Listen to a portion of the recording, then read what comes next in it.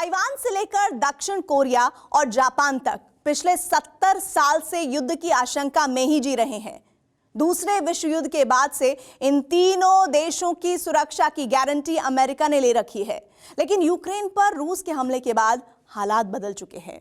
Taiwan और Japan चारों तरफ समंदर से घिरे हैं, जबकि दक्षिण कोरिया के 3 तरफ समंदर है और सिर पर बैठा है नॉर्थ कोरिया। ऐसे में अगर युद्ध हुआ तो अमेरिका और उसके मित्र देश चाहकर भी इन देशों को हथियारों की सप्लाई नहीं कर पाएंगे। ताइवान, जापान और दक्षिण कोरिया अपनी रक्षा के लिए क्या तैयारी कर रहे हैं, देखिए टेली सीरीज का ये एपिसोड रणनीति, प्लान्स फॉर प्रिवेंशन।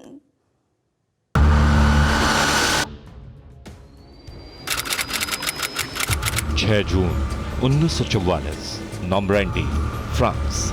दूसरा विश्व युद्ध। सोवियत संघ पर ताबड़तोड़ हमले कर रही जर्मन सेनाओं का ध्यान भटकाने के लिए अमेरिका और मित्र देशों ने फ्रांस के नॉर्मैंडी पर अपनी नौसेना के जरिए एक नया मोर्चा खोला, जिनकी मदद के लिए अमेरिका, ब्रिटेन और कनाडा के बॉम्बर्स आसमान से आग बरसाने में जुटे थे। समंदर के रास्ते लड़ा गया ये सबसे भीषण युद्ध था, जिसने दूसरे विश्व युद्ध में जर्मनी की हार तय कर दी थी। और अब ताइवान पर चीन की तैयारी भी दूसरे विश्व युद्ध के उसी ऐतिहासिक जंग को दोहराने की है, जिसकी एक झलक चीन की नौसेना ने लगभग 5 साल पहले दिखाई थी। 12 अप्रैल 2018, दक्षिण चीन सागर। दक्षिण चीन सागर में चीन की नौसेना का यह सबसे बड़ा युद्धाभ्यास था, जिसमें 50 से ज्यादा युद्धपोत, J-15 फाइटर प्लेन और चीन का एयरक्राफ्ट कैरियर भी शामिल था। चीन के इस युद्धाभ्यास में नजरें ताइवान पर थी, लेकिन निशाने पर अमेरिका ही था। अमेरिका के एयरक्राफ्ट कैरियर को साउथ चाइना सी में कैसे रोकना है, इसकी प्रैक्टिस चीन कर रहा था। अब अमेरिकी थिंक टैंक CSIS ने भी मान लिया है कि ताइवान पर अगर चीन ने हमला किया तो अमेरिका के एयरक्राफ्ट कैरियर और युद्धपोत बहुत असरदार नहीं होंगे। चीन की नौसेना अमेरिका को उलझा कर रखेगी और उसकी एम्बियंस फ्लीट यानी समंदर और जमीन पर एक साथ हमला करने वाली सैन्य टुकड़ी ताइवान पर धावा बोलेगी, जिसके लिए चीन अपनी एम्फीबियस फ्लीट का दायरा लगातार बढ़ा रहा है। चीन के हमले का सीधा खतरा ताइवान को है, इसलिए अमेरिका ने ताइवान को फाइटर प्लेन, टैंक और मिसाइलों की सप्लाई बढ़ा दी है। जापान में अमेरिका के सैनिक अड्डों को चीन टारगेट कर सकता है, लिहाजा जापान भी अपना रक्षा बजट लगातार बढ़ा रहा है।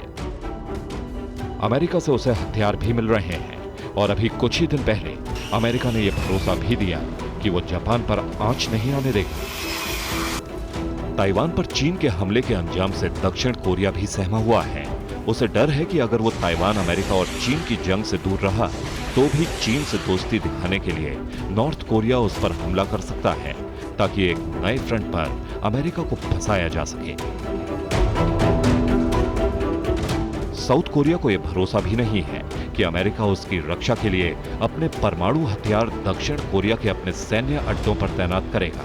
इसलिए दक्षिण कोरिया ने छोटे परमाणु हथियार जितनी घातक मिसाइलें खुद बनानी शुरू कर दी हैं।